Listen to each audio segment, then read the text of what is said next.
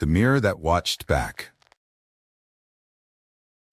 It all started with a yard sale.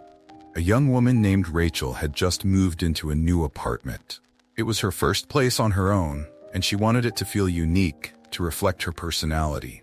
She loved thrifting, finding hidden treasures, and adding a touch of history to her life. So, when she saw an old mirror at a neighborhood yard sale, she couldn't resist.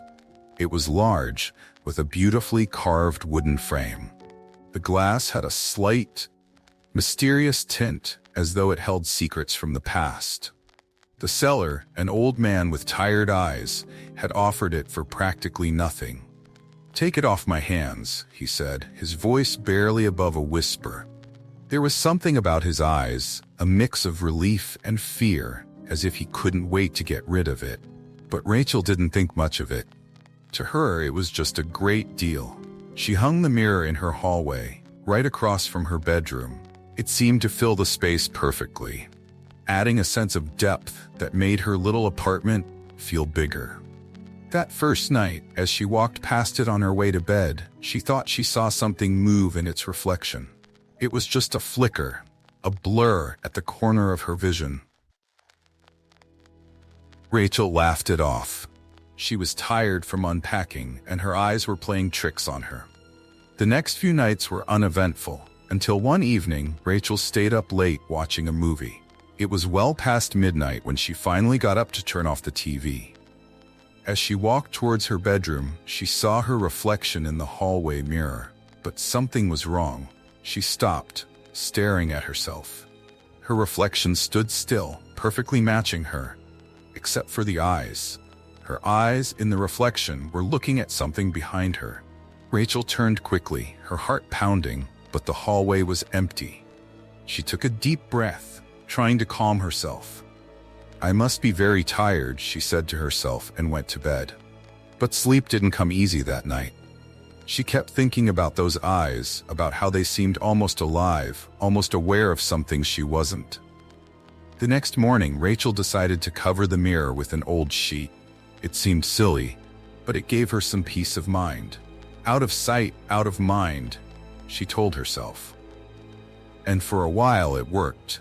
Days passed without incident. But one night she woke up to a strange noise. It was a soft tapping sound. Rachel sat up in bed, her eyes adjusting to the dark. The noise was coming from the hallway. Slowly she got up, her bare feet silent against the floor. She opened her bedroom door, and there it was. The sheet she had used to cover the mirror was on the ground, crumpled in a heap. And the mirror was uncovered, its surface shimmering in the moonlight. Rachel's reflection was there, but it wasn't right. Her reflection was smiling, a wide grin that stretched unnaturally across her face. Her real face was frozen in shock, her heart pounding so hard she thought it might burst. The reflection raised a hand, and Rachel watched in horror as her mirrored self pressed a finger against the glass, tapping 3 times. Rachel stumbled backward, almost tripping over her own feet, and ran back into her bedroom, slamming the door shut. She grabbed her phone, her hands shaking, and called her best friend, Emily. It was 3 in the morning, but Emily picked up, her voice groggy and concerned. Rachel could barely get the words out, her voice cracking as she explained what had happened. Emily, hearing the fear in her friend's voice, didn't hesitate. "I'm coming over," she said. "Just stay in your room. Don't go near that mirror." Rachel sat on her bed, her eyes fixed on the door. She could still hear the tapping, faint but deliberate. It seemed to echo through the quiet apartment, each tap like a countdown. Minutes felt like hours, but finally she heard a knock at her front door. A real knock, not the eerie tapping. "Rachel? It's me. Open up." Emily's voice was muffled but clear. Rachel rushed to the front door, unlocking it and pulling her friend inside. Emily took one look at Rachel's pale face and knew this wasn't just some prank or nightmare. She glanced down the hallway, at the mirror. It was still there, uncovered, the reflection now normal, innocent even. "We need to get rid of it," Emily said, her voice steady. Together, they took the mirror down. It felt heavier than it should, as if something was resisting them. They carried it out of the apartment, down the stairs, and out to the street. Rachel didn't care if someone else took it. She just wanted it gone. They left it by the curb, and as they turned to walk back inside, Rachel thought she saw something in the mirror, a shadow, a shape moving away from them, disappearing into the night. But the nightmare wasn't over.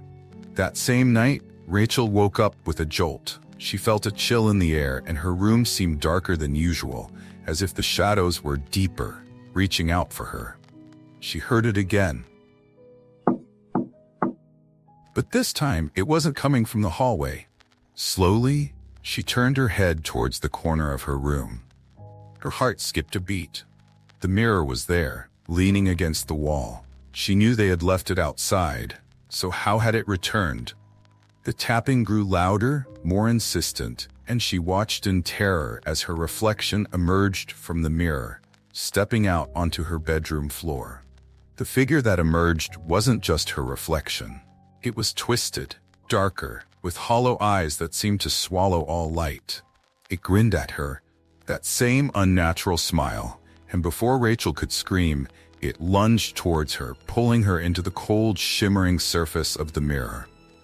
Rachel felt herself falling, the world around her twisting and distorting as she was dragged through the glass.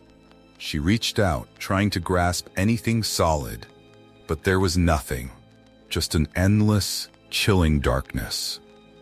The air was cold, and she could hear whispers, soft and mocking, echoing around her. Emily arrived at Rachel's apartment the next morning, worried that she hadn't heard from her friend since the night before. She knocked on the door, but there was no answer. Eventually, she used the spare key Rachel had given her and let herself in. The apartment was eerily quiet. The only sound was a faint, rhythmic tapping. Emily's heart sank as she walked down the hallway. The mirror was there, hanging in its usual spot, uncovered. She stepped closer, her breath hitching in her throat. In the reflection, she could see Rachel, her face pale, her eyes wide with terror. She was pounding on the glass from the other side, her mouth open in a silent scream. Emily stumbled back, her hand flying to her mouth as she tried to comprehend what she was seeing. She knew she had to help Rachel, but how? The mirror seemed to pulse with a dark energy, and the more she looked at it, the more she felt herself being drawn in, as if the glass itself was alive, hungry for her. Taking a deep breath, Emily steeled herself. She couldn't just leave her friend. She reached out, her fingertips brushing the cold surface of the mirror. Instantly, a force pulled her in, and she felt herself being swallowed by the darkness. The world spun violently, and then Emily found herself standing in an eerie, mirrored version of Rachel's apartment. Everything was backwards, the air was frigid, and the shadows seemed to move, whispering her name. In front of her was Rachel, her eyes filled with tears, her face twisted in fear. "Emily," Rachel cried out, running to her.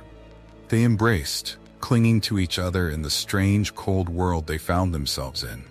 Rachel's voice trembled as she spoke. "We have to get out of here. The mirror, it wants us to stay." Emily nodded, her eyes scanning their surroundings. In the distance, she saw a faint glow. "Come on," she said, grabbing Rachel's hand.